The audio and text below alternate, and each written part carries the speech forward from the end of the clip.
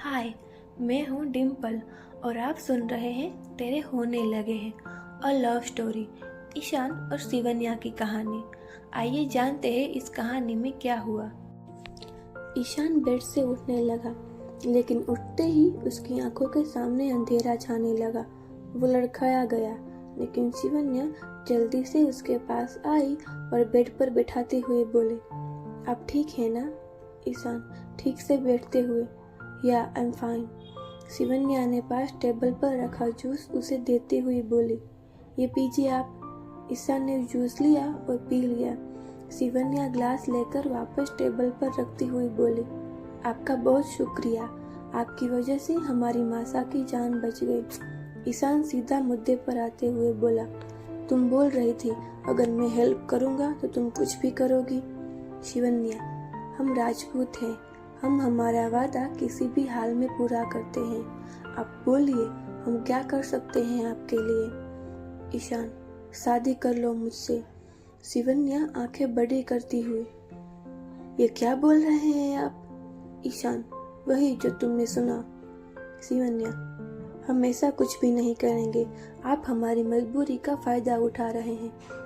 ईशान, मैं तुम्हें मजबूर नहीं कर रहा हूँ और ना ही फायदा उठा रहा हूँ, मैं तो बस तुम्हें तुम्हारा वादा याद दिला रहा हूँ। शिवन्या, लेकिन हम नहीं करना चाहते हैं आपसे शादी।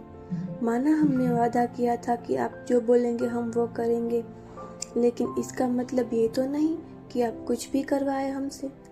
ईशान बेड से उठा और शिवन्या के पास आकर उसकी दोनों बाहें कसकर पकड़कर गुस्से में बोला, मैं जानता हूँ तुम जैसी लड़कियां बस बोल सकती है, जब करने का वक्त आता है तो मुकर जाती है। शिवन्या को दर्द हो रहा था, उसकी आंखें भी नम हो गई। उसके आंसू देखकर ईशान ने उसे एकदम से छोड़ दिया, जिससे वो 2 कदम पीछे हट गई। ईशान उसकी ओर पीठ करके बोला, औरतें होती ही झूठी है। वो अपना एक हाथ दीवार पर मारते हुए बोला, चली जाओ, दोबारा कभी मेरे सामने मत आना। शिवन्या की आंसू से आंसू लुढ़क कर गालों पर आ गए। हम करेंगे आपसे शादी, लेकिन हम झूठे नहीं हैं और न ही हमने आज तक हमारा वादा तोड़ा है। ईशान उसकी ओर घूमकर उसके सामने खड़े होते हुए बोला, गुड, तो फिर अपनी मॉम को इस रिश्ते के लिए हाँ बोल देना।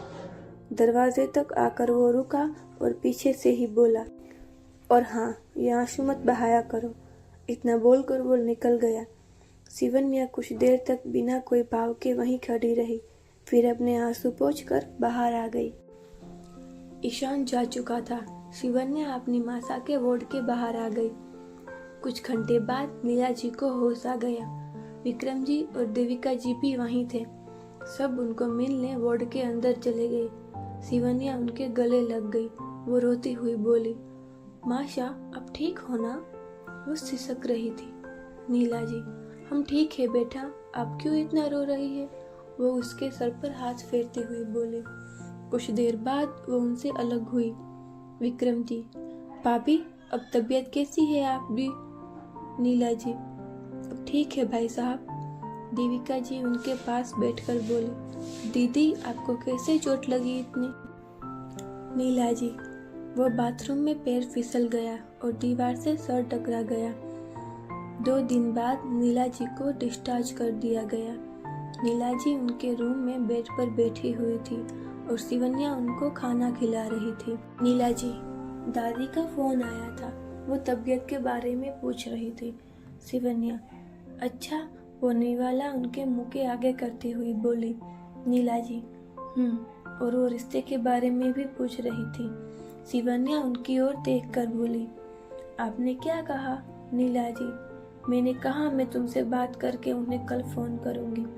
शिवन्या, अच्छा मासा, आप क्या चाहती हैं? नीला जी, अगर तूने हाँ कहा तो मुझे बहुत खुशी होगी और एक तसल्ली भी रहेगी कि मेरी बेटी एक अच्छे घर में अच्छे लोगों के बीच रहेगी, और अगर तेरी ना भी है तो भी मैं तेरे साथ हूँ। शिवन्या के चेहरे पर मुस्कान आ गई। मासा, आप हाँ कर दीजिए उनको। नीला जी खुश होकर, क्या सच में? शिवन्या ने हाँ में सर हिला दिया। नीला जी ने उसे अपने सीने से लगा लिया। मैं बहुत खुश हूँ बच्चा। अगर आपको ये कहानी पसंद आ रही है तो प्लीज़ लाइक, शेयर और सब्सक्राइब करिए हमारे चैनल को। Thank you.